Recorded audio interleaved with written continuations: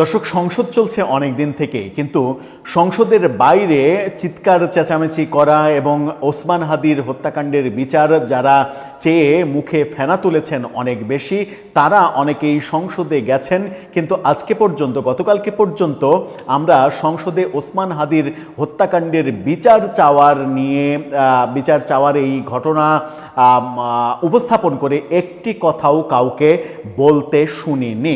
এবং এটা নিয়ে খেদ প্রকাশ করেছেন আবার এনসিপি নেতা নাসিরউদ্দিন পাটোয়ারি। তিনি হতাশা ব্যক্ত করে বলেছেন যে সংসদে একটিবারও ওসমান হাদির হত্যাকাণ্ডের বিচার চাওয়া হলো না। কিন্তু যারা বাইরে চেয়ে অনেক বেশি পরিবেশ উত্তপ্ত করার চেষ্টা করেছেন, তারাও সংসদে আছেন, কিন্তু বিচার চাওয়ার কোনো দৃশ্য আমরা দেখিনি। অনেকে বলেন যে ওসমান হাদির হত্যাকাণ্ডের সঙ্গে যে আসামিরা ভারতে গ্রেপ্তার হয়েছে, গ্রেপ্তার হওয়ার পরেই অনেকের মুখ থেমে গেছে। এই থেমে যাওয়ার পেছনের কারণ কি? যারা গ্রেপ্তার হয়েছে তাদের কাছে কি এমন কোনো তথ্য রয়েছে যে তথ্যগুলো ফাঁস হয়ে গেলে অনেকের বিপদে পড়ে যাওয়ার সম্ভাবনা রয়েছে? ওসমান হাদির হত্যাকাণ্ডের সঙ্গে জড়িত অভিযোগে অভিযুক্ত দুই আসামি তারা ভারতে আছেন এবং ভারত এখন শোনা যাচ্ছে যে তাদেরকে বাংলাদেশে ফেরত দেওয়ার ব্যাপারে অনীহা প্রকাশ করছে। তারা ফেরত দিতে চাইছে না। এমনকি বাংলাদেশ ইন্টারপোলের মাধ্যমে ভারতের কাছ থেকে এই আসামিদের ফেরত চেয়েছে, কিন্তু ভারত সাড়া দেয়নি। তাহলে কি পরিস্থিতি উল্টে যাচ্ছে? তাহলে কি এদের কাছ থেকে প্রকৃত তথ্য আগে ভারত বের করতে চায়, বের করে তারপরে এটা নিয়ে ভাবতে চায়? কেন ইন্টারপোলের চাহিদা সত্ত্বেও ভারত এই আসামিদের ফেরত দিতে চাইছে না? সরকার এই আসামিদের ফেরত আনার ব্যাপারে সফল হতে পারছে না কেন? প্রফেসর ইউনূস সরকার সফল হতে পারবে না, এটা জানা কথা ছিল, কিন্তু বিএনপি সরকার কেন সফল হতে পারবে না? এই প্রশ্ন সামনে আসছে। কেন ভারত ফেরত দিতে চাইছে না তাদের? ইন্টারপোল কি বলছে? চলুন একটু জেনে দেখি এই ভিডিওতে।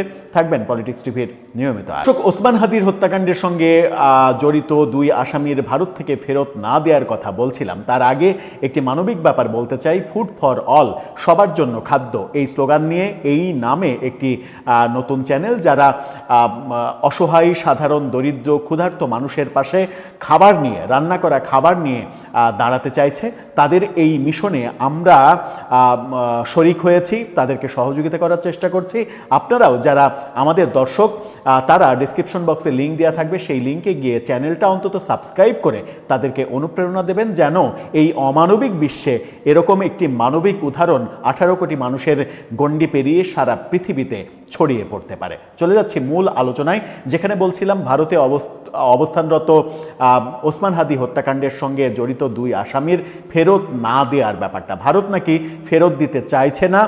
পুলিশের পক্ষ থেকে অনেকবার চাওয়া হয়েছে ফেরত, মন্ত্রণালয়ের পক্ষ থেকে অনেক চেষ্টা করা হয়েছে, কিন্তু ভারত এই ব্যাপারে নেগেটিভ অ্যাপ্রোচ করেছে, এমন খবর দিচ্ছে গণমাধ্যমের এই শিরোনামটা দেখে নিন।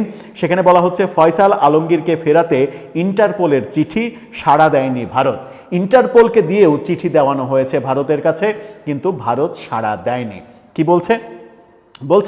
ইনকলাব মঞ্চের মুখপাত্র, হাদির হত্যাকারীদের ফিরিয়ে আনা নিয়ে এক ধরনের টানাপোড়েন তৈরি হয়েছে। ভারতে গ্রেপ্তার হওয়া মূল অভিযুক্ত ফয়সাল করিম মাসুদ এবং তার সহযোগী আলমগীর হোসেনকে হস্তান্তরের জন্য বাংলাদেশ পুলিশের পক্ষ থেকে দফায় দফায় চিঠি দেওয়া হলেও এখন পর্যন্ত প্রতিবেশী দেশ ভারতের কাছ থেকে কোনো ইতিবাচক সাড়া মেলেনি। এমনকি এই মামলার গুরুত্বপূর্ণ আসামিদের জিজ্ঞাসাবাদের জন্য এখনও কনসুলার অ্যাক্সেস পায়নি বাংলাদেশ। পুলিশের চিঠিতে কাজ না হওয়ায় বিষয়টি এখন উচ্চ পর্যায়ের কূটনৈতিক চ্যানেলে সুরাহার চেষ্টা করছে পররাষ্ট্র মন্ত্রণালয়।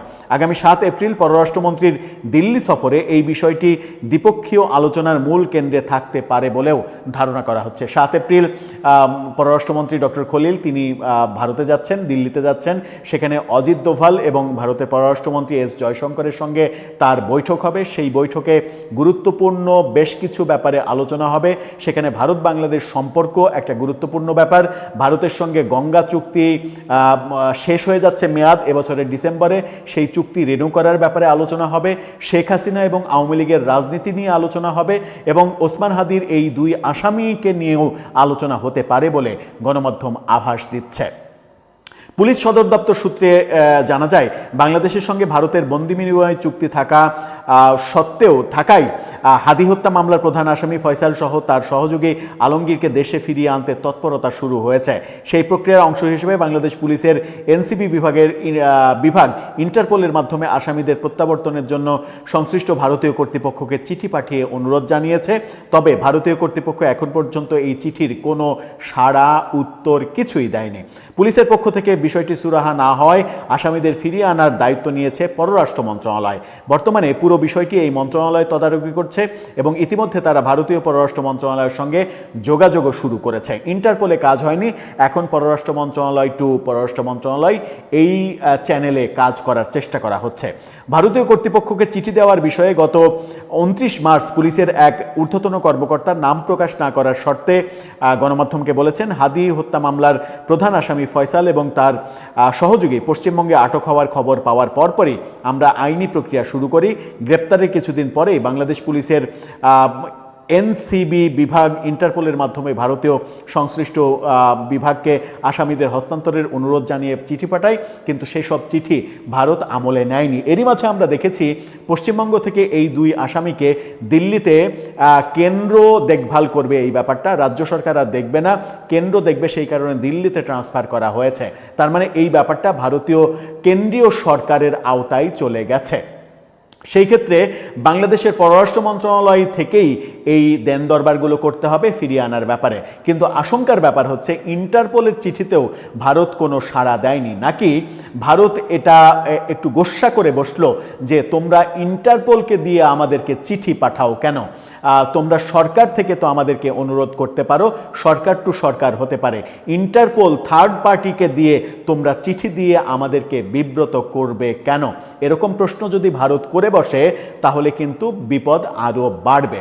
এখন দেখার বিষয়, ওসমান হাদির হত্যাকাণ্ডের অভিযুক্ত এই দুই আসামিকে ভারত হস্তান্তর করে কিনা, কিংবা তার আগে ভারতে এর আগে পশ্চিমবঙ্গে রিমান্ডে 14 দিন ছিল, এরপরে দিল্লিতে 12 দিনের রিমান্ডে দেওয়া হয়েছে। 12 দিনের মধ্যে নতুন কোনো তথ্য বেরোয় কিনা এবং সেই তথ্য ভারত সরকার প্রকাশ করে দেয় কিনা।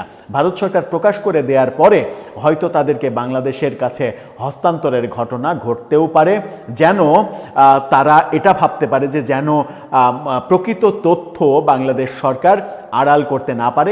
এর একটা কারণও রয়েছে। ভারত সরকার এটাকে গুরুত্বপূর্ণ কেন ভাবছে? গুরুত্বপূর্ণ ভাবছে এই কারণে যে ওসমান হাদির এই ঘটনা ঘটার পরে বাংলাদেশের অতি উৎসাহী কিছু রাজনীতিবিদ এই ঘটনাটা ভারতের করেছে, ভারত সরকার করেছে, ভারত থেকে এটাকে পরিচালনা করা হয়েছে, এই আসামিদের ভারত অর্থ দিয়ে সহযোগিতা করেছে, সুপারি দিয়েছে ভারত, এরকম বহু আলোচনা বাংলাদেশ থেকে করা হয়েছে।